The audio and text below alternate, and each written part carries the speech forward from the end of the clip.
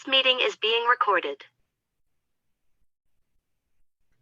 Good morning and welcome to Onward in Love and Caregiving. I'm Greg Johnson. I am the president and CEO of GJP International. That's Greg Johnson Partnerships International. And here in New York, I have the great privilege of serving as the chief advisor to the CEO of Emblem Health for Family Caregiving. I want to welcome you to this program, a continuation now going on to our fourth year. And I thank each and every one of you for your support from all over the world. Yes, Onward in Love and Caregiving began in Bali many years ago when we wanted to continue conversations on family caregiving that had begun there. And a very dear and blessed friend of mine, one of my staff there, said to me, "Greg, we can use Facebook Live. It's on and it's off." Well, I've learned to do that, and I've learned to use Zoom. We've learned so much in these years, and technology, that was one of my goals. We need to have our goals, and one of my goals with the pandemic was to stop being afraid of technology and embrace it. And while I can still get very confused, I have embraced it, but I don't fear that confusion. And a part of the blessing to that is, of course, Donnie, because I can simply say, "Donnie, I'm lost. Help me straighten this out." But it's absolutely wonderful. Now, today, this morning, I'm in a sense continuing our conversation from last week. Every year, always during the Advent or the Christmas season, I tend to spend one program talking to you about books, because books are treasures to me. I love to read, I always have, and I continue to love to read. And I like to pass that on because I learn so much. I go back and I read and I reread books that have been extremely important in my life. And I grow through that. And for that, I am endlessly grateful. Now, this morning, I'm going to be talking about one book. In fact, I'm going to do a bit of a reading from it because it ties into the topic that I wanted just to spend a little bit of time talking about. It's the holidays. And what are the holidays? They're times of light. And they're also times of enormous spiritual energy. Now, you've heard me talk of this many times before, but there are certain times throughout the year when people of faith, of various faiths, come together almost at the same time for times that are extremely important in their tradition, that are extremely powerful in that they are times of great prayer and great reflection. And that is something that we are going to be celebrating now, and we've already begun it in the Christian tradition. This is Advent, and we have the beautiful Advent wreath with what? The candles, the light. We are in a period of waiting, a period of expectation for that which is to come. Now, on the 18th of December, which is the end of next week, it will be the beginning of Hanukkah.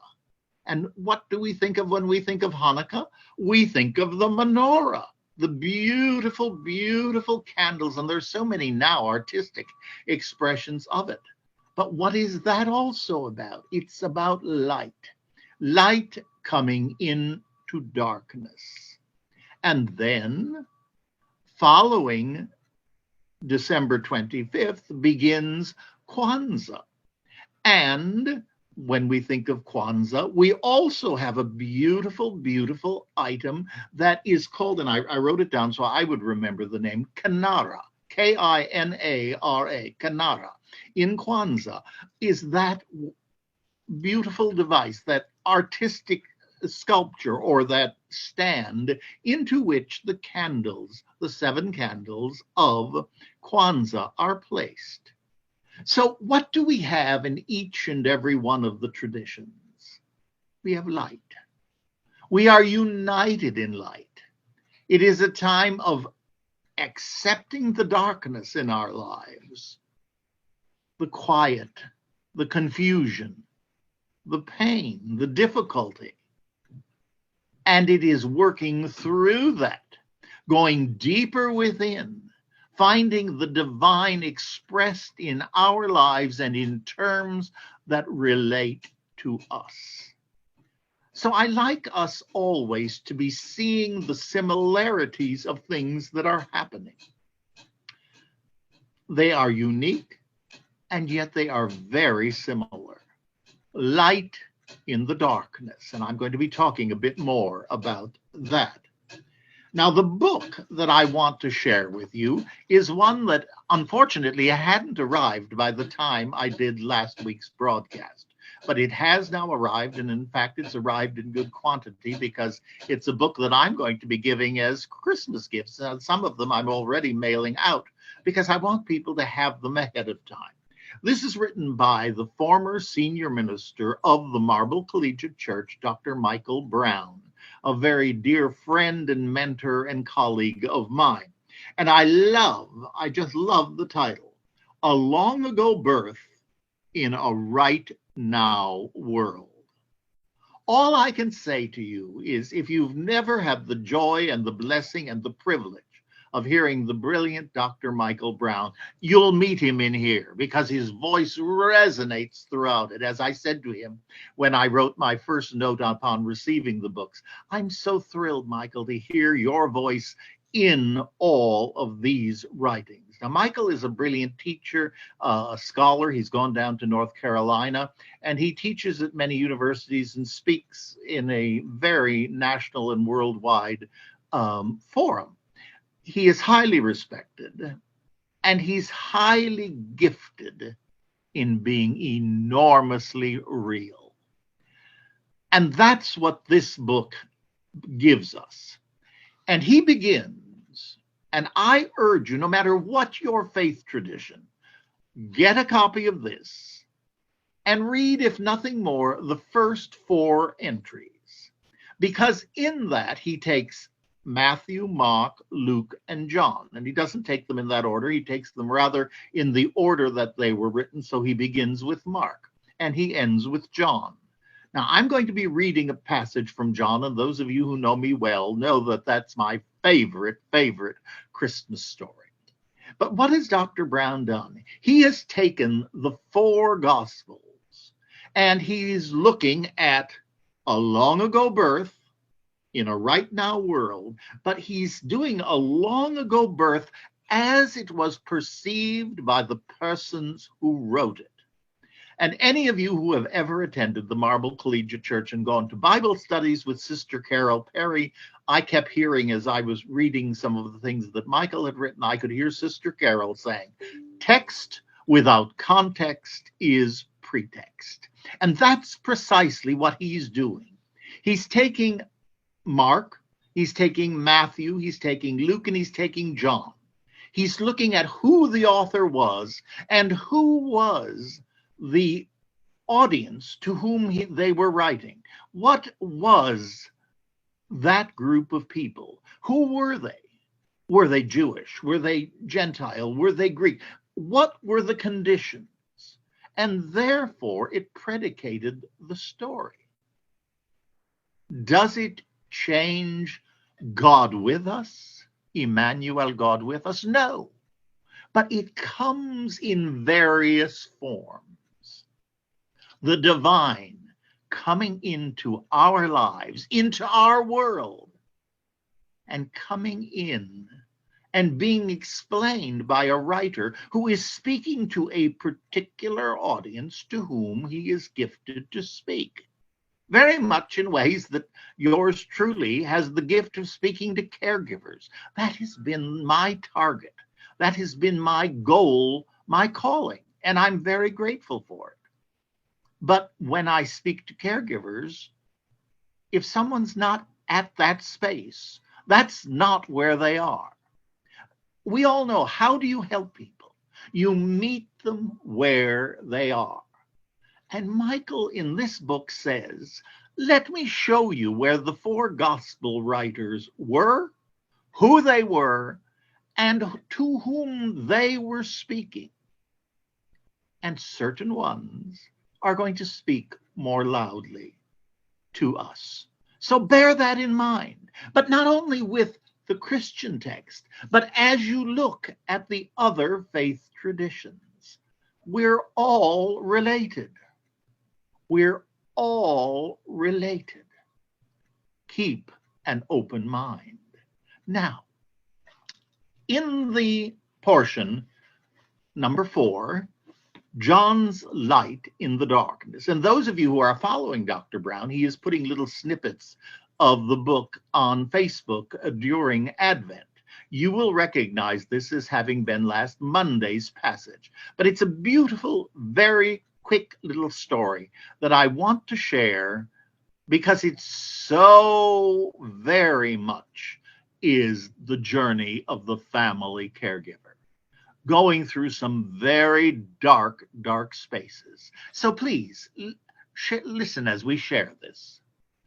Dr. Brown writes, a former church member of mine lost 2 daughters in a traffic accident and came very close to losing a son in a separate incident. For several years, that mother went through a deep depression born of grief, trying everything she could, but not being able to regain her emotional equilibrium. When at last a new normal did come for her, with a sense of resolution and peace, she described to me her years of despair. She said it was like being in a long tunnel. You know, there used to be daylight before you entered it, and you believe that there still is daylight somewhere on the other side. And how often I've heard that same phrase in various ways from many of you as family caregivers. But every turn you take, she continues, just leads deeper into a tunnel where there is nothing but darkness. For example, in a very difficult caregiving situation, sitting in an IC unit, a room late at night, driving home in the rain after losing a job, lying awake as a parent worried about your child on the highway, or in a war zone on the other side of the world, locking the door for the last time after your business failed, hearing the diagnosis, AIDS, cancer, Alzheimer. Each of these are great moments of darkness. If we know about darkness, and we do, then John's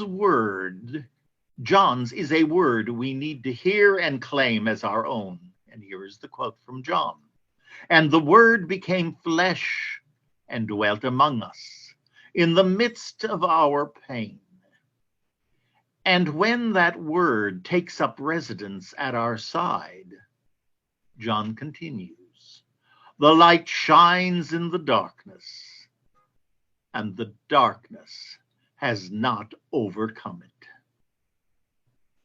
In a season of stress and sadness, he comes to us to be with us and for us, to hold us up when otherwise we would fall.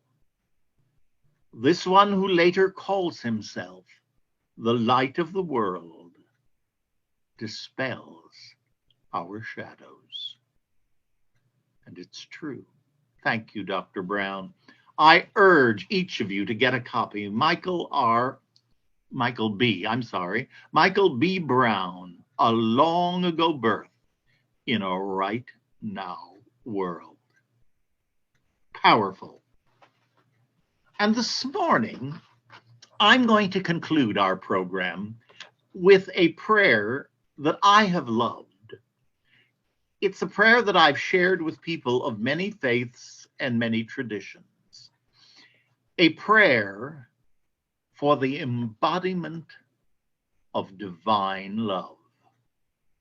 We who are waiting in Advent for that divine love to come down I always love the phrase, love comes down at Christmas. Join me as we pray this together. O great Spirit of many names, light a candle inside my heart.